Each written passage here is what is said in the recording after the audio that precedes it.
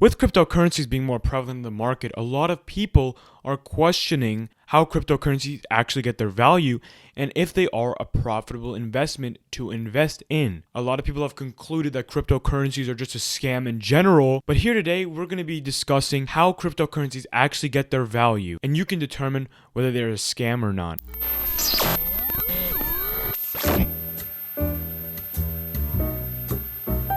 Let's start with, what is a Ponzi scheme? Ponzi scheme is named after a man by the name of Charles Ponzi.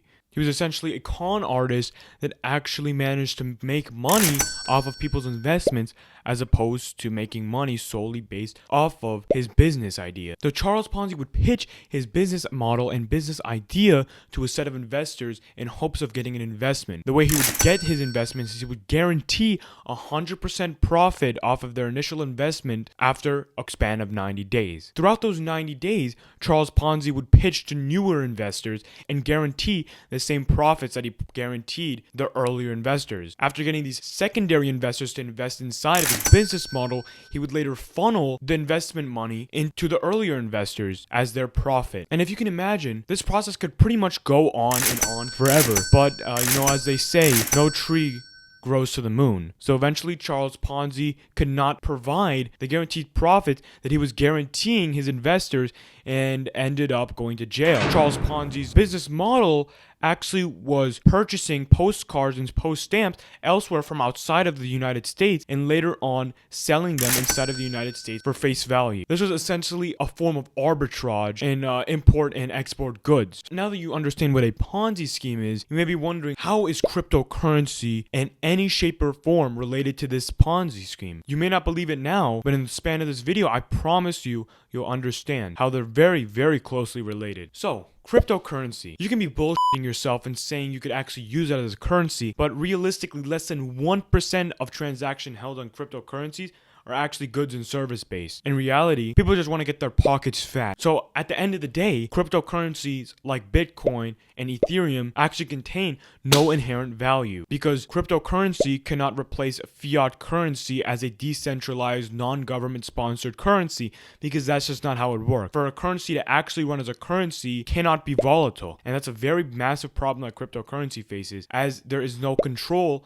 on the flow of currency and the supply to keep the currency stable. The value of cryptocurrency is solely based on demand, and people's only motivation to buy into the asset is only to make their pockets fat. So now you may be asking, how are we guaranteed to get our pockets fat with cryptocurrency? Well, actually, you're not guaranteed anything. Obviously, people that are motivated to purchase into cryptocurrency have been shown outrageous results or have been convinced by a friend or family or even some social media influencer that this is how you make money. But keep in mind, there actually is a limited supply of most cryptocurrencies in order for it to maintain its value and not completely tank every time a new supply of the token actually comes in. If you withdraw at a profit, you're solely making money out of somebody's loss, because essentially if you have a cryptocurrency gradually increasing in price, you're pretty much buying somebody else's profit. And if you sell at a higher price, somebody else is buying your profit, and the bag keeps on getting transferred over until the last guy in line is left with the bag and no one left to buy the bag from him. As you can imagine, this could go on and on forever until it hits a ceiling point, and then the demand actually goes down because not as many people are actually trying to carry the bag that someone else carried. So therefore, the person last in line sells at a loss as no one else is willing to become the last person in line. And right at this point, you can consider this whole thing a scam, and you could be like, God damn, why the hell did my dumb ass get into this thing?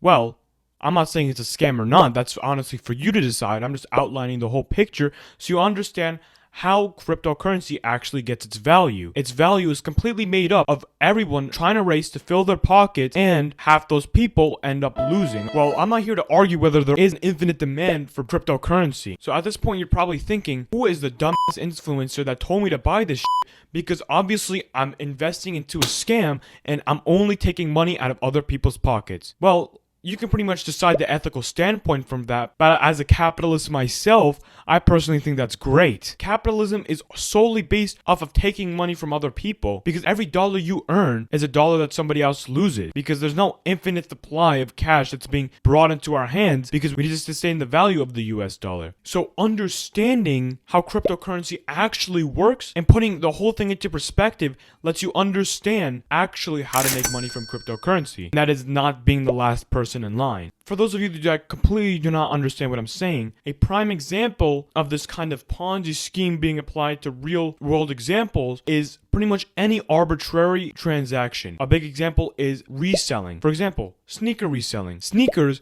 the only value it had was to provide support for your feet and look somewhat fashionable. Well, at this point, sneakers have tons of story behind them, as well as tons of design, which heavily influence the price and the demand for the shoe. So let's say you are a sneaker reseller. You purchase a sneaker retail price. Now, the only reason you purchase that $150 shoe is in hopes of making money. And the only way you can pretty much make money off of this is selling it at a higher price. Let's say theoretically, this buyer was actually a reseller himself too. Now he's trying to resell for a higher price in order to make profit. And as you can see, this chain can continue until there's a ceiling point, because as I said earlier, no trees grow to the moon. So once the ceiling point is reached, whoever is holding it is the last person in line, as nobody else is trying to purchase at the price that he bought it for. Therefore, he is left with the bag and has no choice but sell at a loss. And as you can see, this is very applicable to cryptocurrency, as both have pretty much no inherent value, or at least are not traded based on their inherent value, but both follow very similar price path, as people are only purchasing in hopes of making money. And the only possible way you can make money is making money out of somebody else's loss. So now that I've outlined the bigger picture for you, I'm not trying to make you run away from cryptocurrency. I'm just telling you to actually understand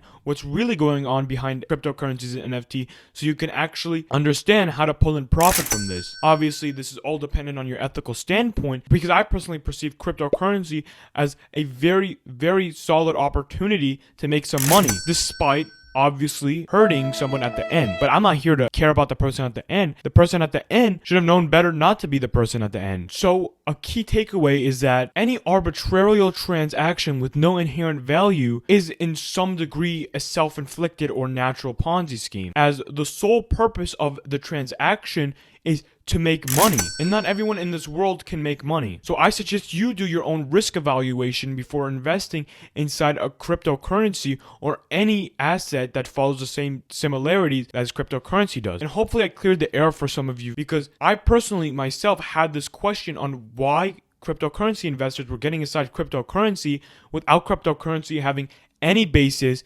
and without any metrics being evaluated to suggest that cryptocurrency is a promisable investment. So thank you everyone for watching. Thank you for getting to the end of the video. I would really appreciate it if you like and subscribed. And if you have any suggestions, questions, or responses to the video, make sure to comment down below. Thank you so much for watching, and I really hope to see you in the next video.